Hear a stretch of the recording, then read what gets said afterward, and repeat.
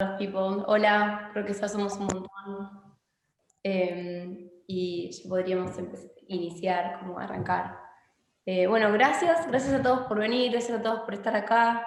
Siempre que hacemos estos eventos, la verdad que es un montón de esfuerzo, un montón de gente y nos encanta ver que la comunidad responde y nos encanta ver que todo el mundo se siente motivado como a unirse.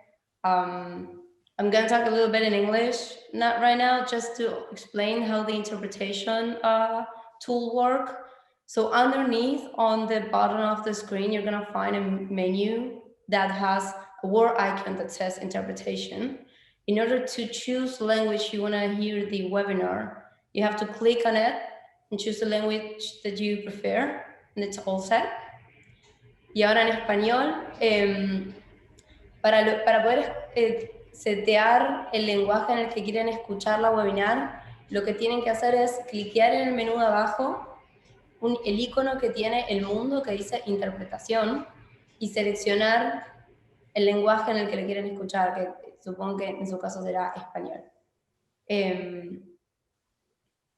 So now that it's all set, I'm going to start speaking in Spanish, the entire webinar, the entire presentation, and I hope you really enjoy it, and I hope that if you have any issues with the interpretation tool, please write us. We're reading the chat all the time, so we will help you.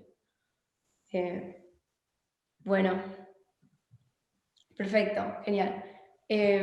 Así como estaba diciendo, gracias por venir, gracias por sumarse. Este es el esfuerzo de un montón de gente, de Ramón, de la Beacon Association, de BSB de Valencia, del equipo de ex-Mani Button, ahora Fabric, y mucha gente nueva de Fabric que también ayudó y trabajó mucho para que todo el mundo estuviera coordinado, bien organizado, bien comunicado. Así que le agradezco a todas las personas que ayudaron. Y Ramón, hola. Hola, yo a quien tengo que agradecer es a ti realmente, porque te lo has trabajado muchísimo, toda la presentación, la web, también la parte de difusión del evento, y bueno, contactar con los tres, vamos a decirlo así, los tres speakers que vamos a tener hoy son de lujo. Y la verdad es que te has hecho un trabajo impresionante. Yo simplemente he hecho un poco de difusión. La verdad que la que se lleva aquí todo el mérito es María Eugenia, por contactar con estos speakers, y gracias a los speakers por estar esta tarde aquí con nosotros y presentarnos de primera mano lo que están haciendo, cosas muy importantes dentro de la tecnología, y que son ellos los que realmente la están haciendo. No tenemos, digamos, ni segunda ni tercera generación de la información, es información de primera mano, con lo que es un lujo, y además tener la posibilidad de poderlos escuchar en castellano. Si habéis elegido abajo, como ha explicado María Eugenia, lo que es la bolita. El lenguaje, ay, te perdimos. Bueno, hasta que vuelvas, retomo yo. Sí, elijan el lenguaje en español, que es el que deberían o en inglés, de acuerdo a cómo quieran escuchar los audios. Bueno, inicio yo. La verdad que Ramón había hecho toda una presentación para los oradores. Me voy a robar un poco su protagonismo. La primera persona a presentar es Micaela Petit. Ella es la líder de equipo de research de Enchen en Suiza. Es parte de Women in Blockchain y también es mi amiga y es una persona excelente. Voy a hablar un poco del background que tiene Mika, que es un poco lo que presentó, lo que había preparado Ramón. Ella es investigadora en la tecnología de blockchain y criptografía, tiene un doctorado en matemática aplicada, física teórica, tiene conocimientos especializados en computación multipartita, que ahora va a explicar, creo que yo estaba bastante relacionado con la charla que va a hacer. Tiene pruebas de conocimiento cero, CPK, script Bitcoin, firmas digitales, teoría de representaciones, y grupos con aplicación a física de altas energías y criptografía, así que es una profesional de primera. Bueno, volviste, no sé si querés agregar algo, yo un poco me robé Ah, tu presentación. Ay, perdona, se ve que se me cortó internet por un segundo. Nada, la primera speaker que vamos a tener, la verdad que es un lujazo tenerla aquí entre nosotros, a Micaela Petit. Bueno, realmente aquí estoy leyendo un poco que es investigadora en tecnología blockchain y criptografía con un doctorado en matemática aplicada. Eso lo has dicho tú ya. Ya lo leí, te lo robé, así que ¿te parece si Ah, vale. estamos, Y lo que, y lo allá? que ella pone también, ¿no? Que ella investiga y revisa los documentos técnicos. ¿Eso también lo has dicho? No, solamente la primera parte, un poco el Vale, básico. pues hay una parte que ella se presenta a sí misma en LinkedIn, donde dice que investiga y redacta y revisa documentos técnicos de los conceptos relacionados con Bitcoin y criptografía, y luego respalda el proceso de convertir los documentos técnicos en patentes, asesoramiento de equipo de ingeniería y servicios profesionales como experta en la materia, por ejemplo, en computación multiparte y firmas de umbral. Un ejemplo de trabajo reciente se publica aquí en Nakasendo, que creo que ya sí que lo habrás dicho, como documento de respaldo para el SDK de NChain. Realmente, bueno, es un lujazo tenerla. Yo no me quiero extender mucho más. Creo que lo mejor será escucharla y luego, pues si tenemos alguna pregunta, podérsela hacer. Creo que sí que se puede escribir en el chat, ¿no? Se puede escribir para las preguntas. Perfecto. Pues sin más preámbulo, Micaela, tienes la palabra. Hi, thank you very much. Hola, muchas gracias por tener dos presentaciones a falta de una, dos. Y las personas pueden, tengo la ventana abierta, así que no sé si es mucho ruido o se escucha bien.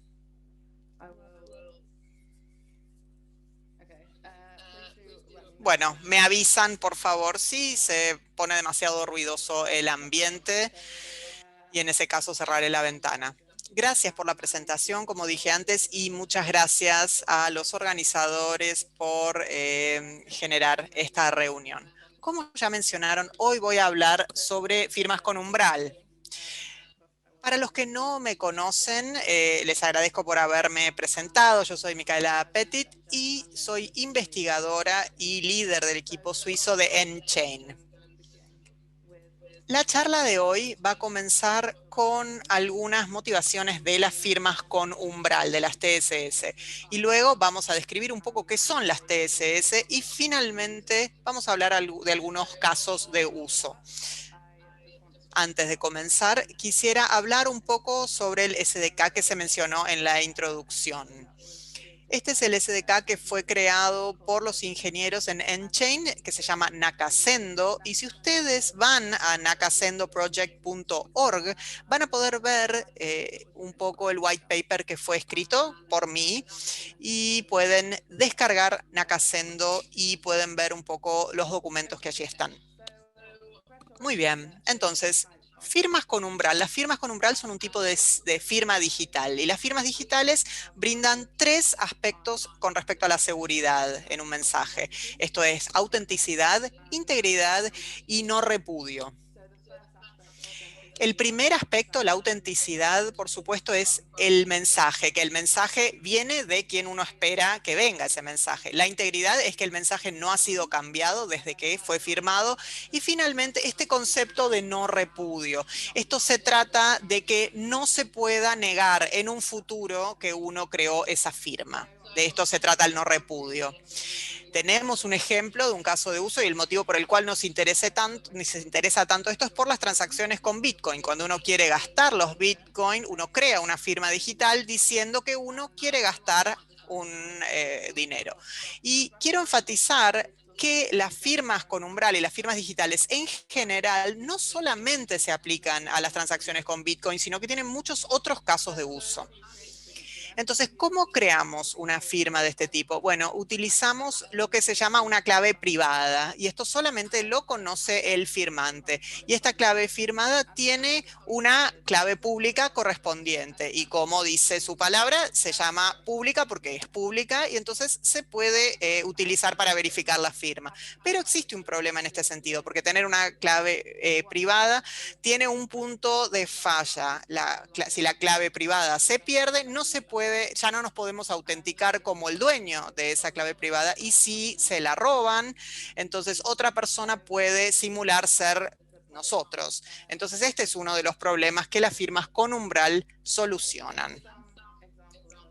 Aquí hay algunos casos de robos o pérdidas. Este es un ejemplo, una empresa que se llamaba DigiNotar, son una empresa que emite este tipo de certificados. Y en 2011, una de sus claves privadas fue robada.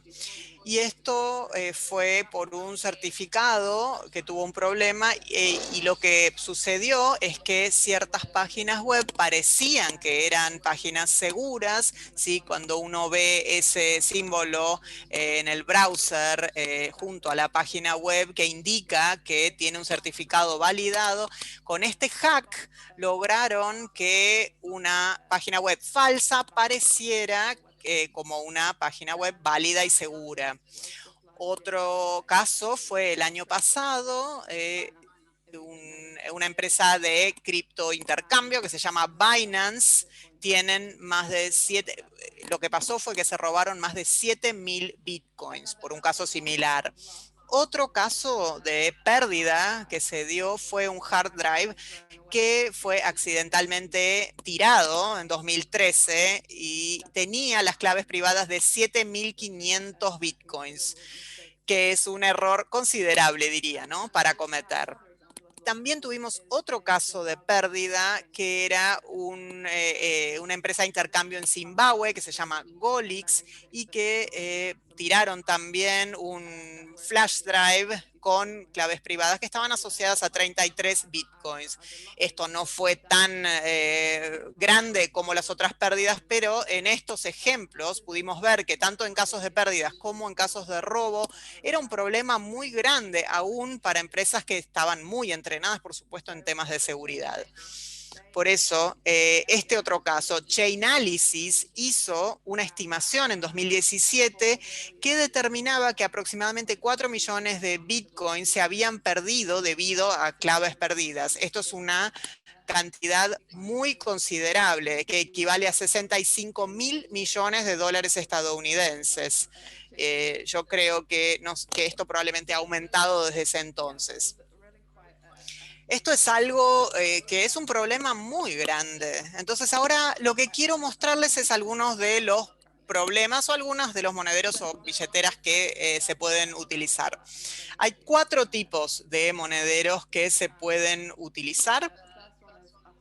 La primera es una billetera caliente. ¿Qué significa una billetera caliente? Es una billetera donde se almacenan las claves privadas en un dispositivo que está conectado a Internet. A esto nos referimos con una billetera caliente. Una billetera de custodia es una en la que las claves están custodiadas justamente. Entonces no tenemos una copia de nuestras propias claves, sino que confiamos en otra persona para que almacene nuestras claves. Una billetera fría o una billetera física es justamente opuesta a la caliente o a la digital, ya que el dispositivo no está conectado a Internet. Un ejemplo puede ser una billetera de papel donde anotamos la clave en un papel, o podría ser recordarla, ¿sí? Simplemente recordar la clave en nuestra memoria, o bien almacenamiento en algún dispositivo. Y finalmente tenemos un monedero que es multifirma. Este tipo de billetera lo que hace es solucionar algunos de los problemas que tenemos cuando tenemos una clave única. Y esto sucede porque se requieren múltiples firmas para gastar nuestros bitcoins. Esto evita que existe este punto único de falla. Si alguien quiere atacar, tienen que atacar múltiples claves para poder obtener acceso. Y si ustedes utilizan una, y si pueden acceder a una, pueden recuperar sus bitcoins. Aquí tenemos las comparaciones. No voy a mostrar línea por línea, pero sí les quiero mostrar que no existe una solución hasta ahora que sea como una solución ganadora desde todos los puntos de vista. Entonces les quiero mostrar algunas cosas. Hablamos ya de billeteras multifirma y si bien ya hablamos los beneficios de evitar justamente lo que es el punto único, el aspecto negativo es que es grande el tamaño de esta clave y se requieren más firmas en comparación a los primeros casos que necesitaban solamente una firma. Y además quisiera agregar otro tema que sucede con la primera columna, porque esto depende mucho de la implementación, cuán usable puede utilizar hacer. Entonces estoy tratando de reflejar acá la usabilidad promedio de estos métodos. Bien, entonces esto lo voy a dejar un minuto en la pantalla para que puedan mirar ustedes. Recuerden, el concepto, por ejemplo, de confianza o de confiabilidad no se aplica en una billetera fría porque es uno quien lo aplica el concepto, ¿sí? Bien, vamos a avanzar. Esto nos lleva entonces a definir las firmas con umbral. Una firma con umbral es un método para que un grupo de participantes puedan crear una firma sin la clave, sin que exista nunca la clave. Generan entonces una firma única, pero no tienen una clave privada, sino que tienen un conocimiento conjunto de esta clave, pero ningún participante en particular conoce específicamente esta clave y aún así pueden crear la firma aún sin que exista esta clave privada. Vamos a formalizarlo un poco más. Lo describimos de la siguiente forma. El esquema lo describimos como TDN. Es lo que llamamos el esquema de firma con umbral. Esto significa que cualquier subgrupo T de los participantes N pueden calcular una firma. Y esto significa cualquier participante, es decir, no hay restricción de qué subgrupo se trate. Y la firma es exactamente la misma que si fuese creada por una clave única. No hay forma en la que uno pueda darse cuenta de que fue creada con un esquema de firma con umbral. Y como mencionamos previamente, no existe entonces una clave privada y no se puede crear se crea sin la existencia de esta clave privada. Los participantes entonces tienen algo que es lo que llamamos un share o una parte, una sección de esta clave. Este share lo pueden utilizar para generar una firma que se puede combinar para crear entonces una firma válida. Tampoco existe forma en la que menos de T de los participantes puedan crear una firma. Este es el aspecto entonces que nos ayuda a protegernos contra los robos. Es decir, si alguien quiere atacar sus esquemas, van a tener que atacar múltiples ubicaciones para lograr tener suficiente información para generar la firma que corresponde a esta clave pública. Y finalmente, si se pierde, se puede recuperar la clave privada. Es otro aspecto más que nos protege contra las pérdidas. Vamos a ver un ejemplo simple. Si quisiéramos generar un esquema de umbral 3 a 3, 3 de 3, 3 participantes, y todos crean su share, su parte, de la forma en la que se crea. La clave privada no necesita existir porque logran generar estas partes o estos shares sin que exista la privada. Y cuando quieren crear la firma para un mensaje, cada uno genera su parte de la firma, se combinan y ahí sí se genera la firma válida para ese mensaje. ¿Qué pasa entonces si uno pierde su llave o su clave? En ese caso, los otros dos participantes pueden unirse y recrear la clave y no preocuparse por la pérdida total de los fondos, por ejemplo. Entonces, pasemos al próximo punto, que es que hay dos umbrales de los que me gustaría hablarles. Por un lado, en primer lugar, les mencioné el de los esquemas de firma con umbral, que es decir, es la cantidad de participantes necesarios para generar una firma. Y luego también tenemos los umbrales de clave o de llave privada, es decir, cuánta cantidad de participantes se necesitan para generar la clave. Quiero enfatizar esto nuevamente. No es necesario tener una llave privada, pero si es necesario, pueden reunirse y hacer el cálculo para obtener esta clave privada. La pregunta entonces es, ¿necesita ser la misma cantidad? Y esto nos ayuda a definir un concepto que es el óptimo, el del esquema de umbral óptimo.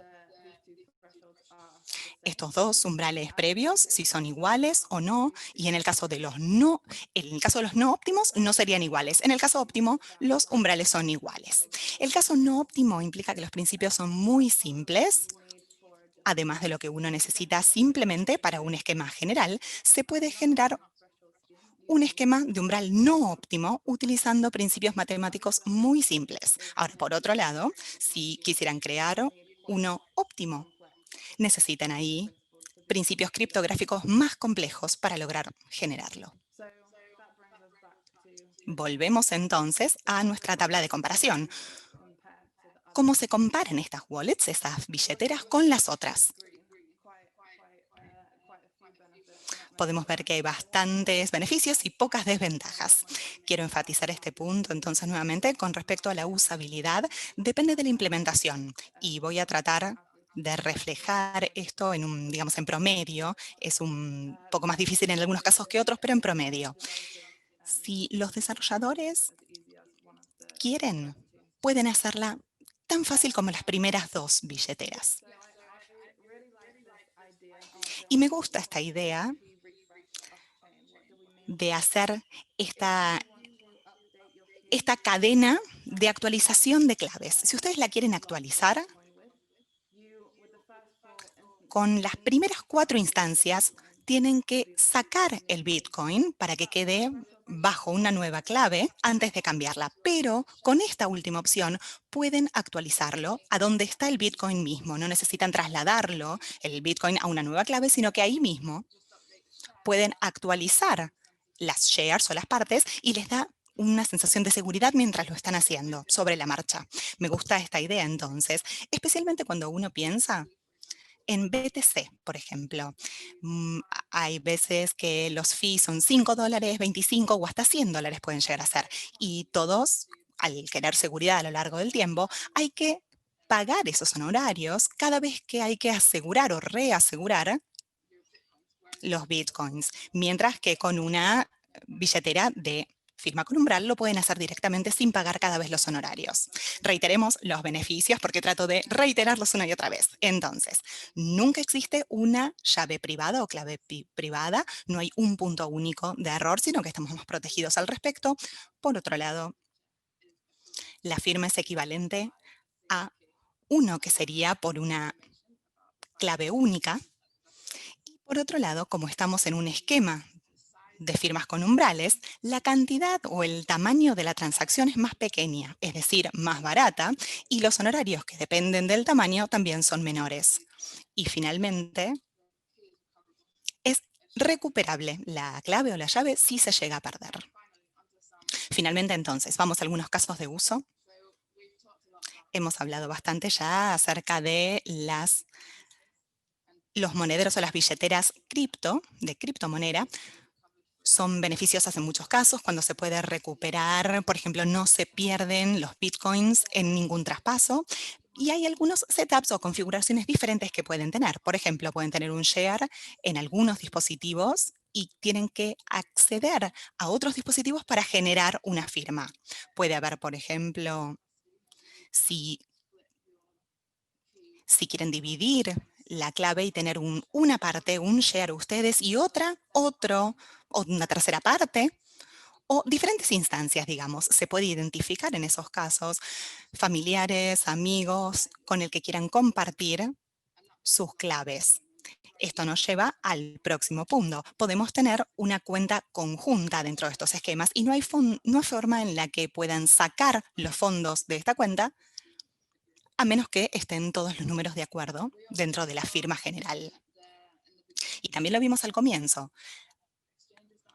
Hay algunos intercambios que ocurren y la seguridad es muy importante. Una de las razones por las que muchas veces hay hackeos es que es muy lucrativo, es decir, se puede obtener mucho dinero a través de estos intercambios y nuestro esquema ayudaría a prevenir este tipo de hackeos. Este es uno que me gusta siempre, la parte de la votación. Uno puede pensar en un esquema de firma con umbral. Por ejemplo, si crean una firma es como si fuera una votación, un voto para una decisión a tomar. Por ejemplo, trasladar el Bitcoin a otro lado. Si se extrapola de esta manera, se sabe que si se crea una firma con umbral, al menos una cierta cantidad de personas están de acuerdo con una acción. Entonces se lo puede tomar como si fuera un estilo de votación. O, por ejemplo, como si lo tomaran una similitud con el directorio o el comité directivo, que se tienen que tomar decisiones de políticas a tomar, traslado de fondos, mientras que haya un umbral que esté de acuerdo, ahí se establece una firma y ahí establecen la cantidad de personas o el piso del umbral sobre el cual se puede aceptar. Y finalmente las autoridades de certificado, vimos nuevamente reduce las posibilidades de hackeo, ya que genera para estas empresas alta seguridad, es decir, brindan los esquemas de firma de umbral mayor seguridad. Quiero ahora mostrarles algunas implementaciones que ya existen dentro de nuestro espacio. Tenemos Nakasendo, que mencioné al comienzo, SDK por Nchain, y también tenemos otras billeteras de umbral que ya fueron implementadas. Vault, por un lado, y Handcash, ambas están implementadas y me alegra mucho ver que hubo desarrolladores dentro de este espacio que ya las implementaron. Estamos ansiosos de ver qué pasa a futuro, cómo se sigue desarrollando. Hay otras implementaciones fuera de nuestro área. Si ustedes las googlean, seguramente pueden encontrar más cosas al respecto. Muchas gracias por su atención. Espero que haya sido útil. Espero poder haber colaborado con cosas. Muchas gracias. Bueno, creo que fue súper útil. Gracias, muchas gracias por la presentación, creo que estuvo genial, yo la disfruté un montón, muy clarificadora. Tengo algunas preguntas, un par mías y un par vienen de la audiencia. Primero me están preguntando si estas presentaciones, estas diapositivas que vos armaste, las vas a compartir, si son como de... Déjenme chequear. Si pueden escribirme un email, si hay alguien interesado en que las comparta, me pueden escribir un email. Tengo que chequear con mi grupo para ver si las puedo compartir. Perfecto. Después me están preguntando si en el caso de tener una firma utilizando Treasure Signatures, digamos, un pedazo de una firma, si se puede decir quiénes son los participantes dentro de esta firma de umbral de MAN, si estás haciendo compartiendo la firma de manera anónima.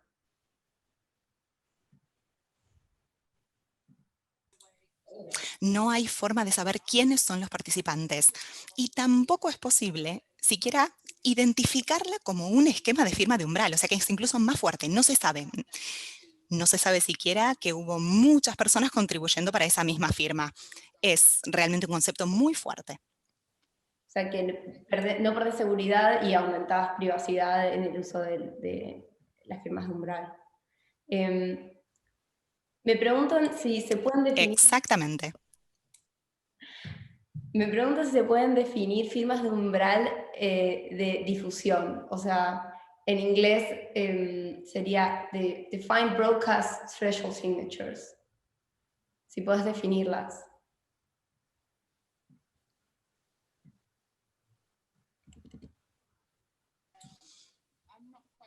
No estoy segura de haber escuchado ese concepto hasta ahora. Broadcast, de difusión. No estoy segura.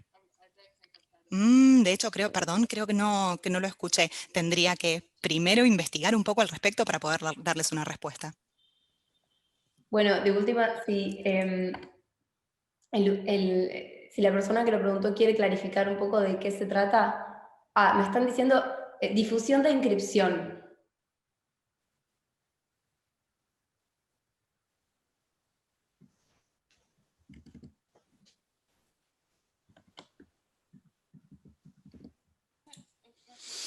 En el contexto de firmas de umbral, ay, perdón, no me trae nada a la mente, así que de hecho me interesa muchísimo averiguar al respecto. Quien haya planteado la pregunta, por favor escríbanme, contáctenme para saber un poco más a qué se refiere.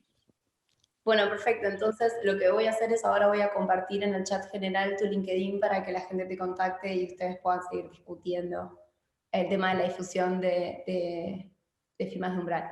También me están preguntando, me dicen, parece que el esquema de umbral trae muchos beneficios.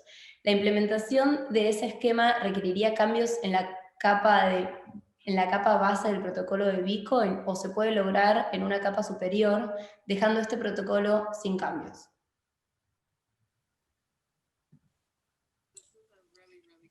Sí, es una excelente pregunta.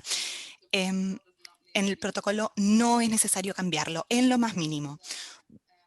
Justamente porque la firma es exactamente igual que si fuera una creada por una llave única.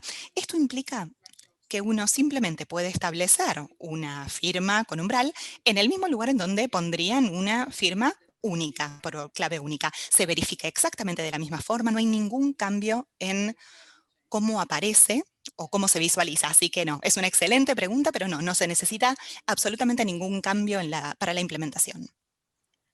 Tengo una pregunta que habla del número de caracteres, pero creo que a lo que se refiere, y si no es así, por favor, quien haya hecho la pregunta, corríjame, es cuánta cantidad de individuos, cuánta cantidad de partes puede tener una firma y cuál es el número mínimo.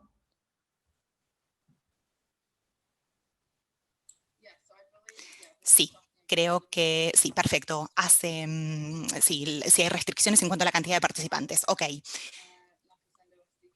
Nakasendo, SDK, tiene un mínimo que son 3 participantes, pero no hay límite superior en la cantidad de participantes, así que es muy escalable comparado con otras cosas como los multifirmas, en donde cuando aumenta la cantidad de participantes, aumenta la verificación también.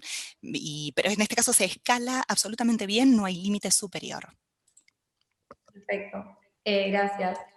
Me están preguntando cómo puedes auditar cuánto crece la cantidad de partes dentro de una firma de umbral.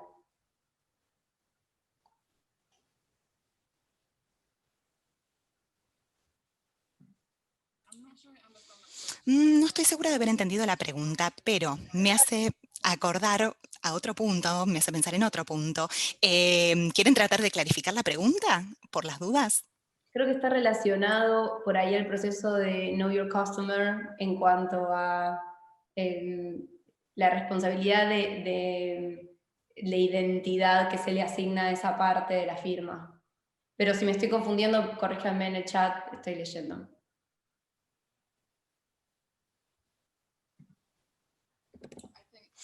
Sí. Sí, aún si no es la interpretación adecuada, es una muy buena pregunta. Así que sí, en este tipo de esquemas no hay una cierta configuración en donde uno quizás tenga que identificarse o dar algún tipo de datos. Pero sí, digamos, cada participante va a saber quiénes son los otros participantes en estos casos. Si no, ¿cuál sería el incentivo de tener justamente un esquema de firma de umbral sin saber que hay otros participantes? Es una pregunta interesante.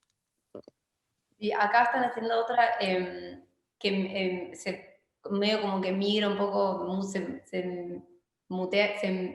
une con mi pregunta, que es esto de, ¿puede ser una misma persona dueño de 2 partes o más de 2 partes de un esquema de firma de umbral? O sea, ¿puedo yo tener 2 firmas digitales que estén linkeadas a mi misma identidad, en donde yo entonces sea el 90% del total de esa firma de umbral y otra persona sea el 10%?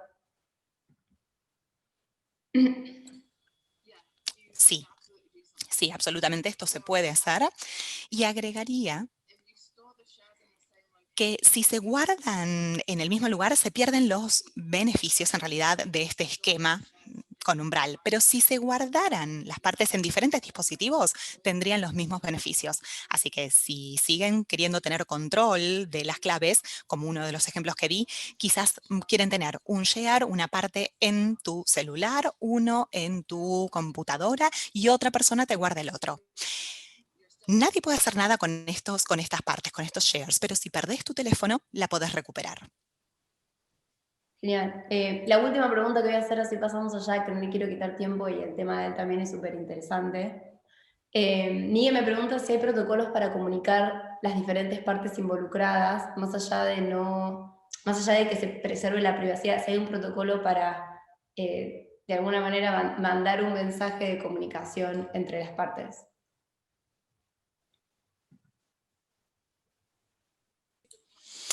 Esto depende mucho de la implementación. No es algo que esté descrito dentro de un esquema de firma con umbral, sino que va a depender de cómo se implemente, es decir, cómo es la comunicación dentro de los diferentes, dentro o entre los participantes dentro de ese esquema. No es algo que sea contradictorio al esquema, sino que puede ser una funcionalidad extra, adicional, o quizás no lo tenga. Depende mucho de cómo esté implementado cada uno. Perfecto. Bueno, creo que estamos. Yo te agradezco muchísimo el tiempo y la presentación, creo que fue muy claro. Tengo algunas otras preguntas, pero voy a compartir tu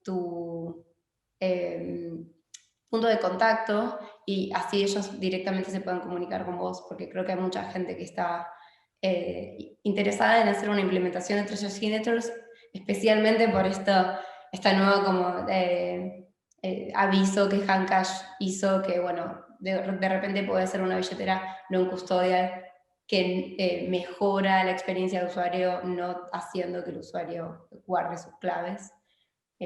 Así que lo que voy a hacer es pasar tus datos. ¿Puedo hacer una última pregunta muy cortita y muy sencilla? Micaela, ¿esta implementación en la wallet afecta, por ejemplo, concretamente a los fondos de Bitcoin, pero si hubiera una wallet que soportase tokens, también sería prácticamente igual o tendría que alguna diferencia?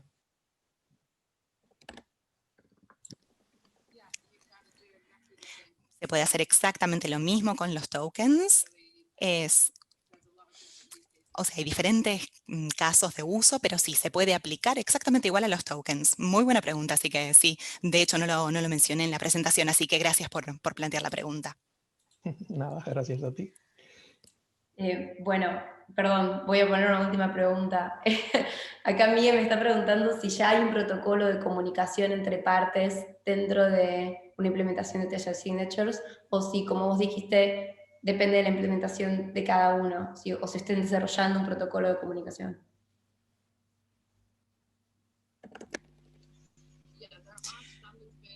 Sí, está siendo desarrollado por un comité de criptografía, pero no estoy al tanto de que se haya finalizado todavía. Sé que está siendo desarrollado por NIST, si quieren fijarse, sí, está siendo desarrollado.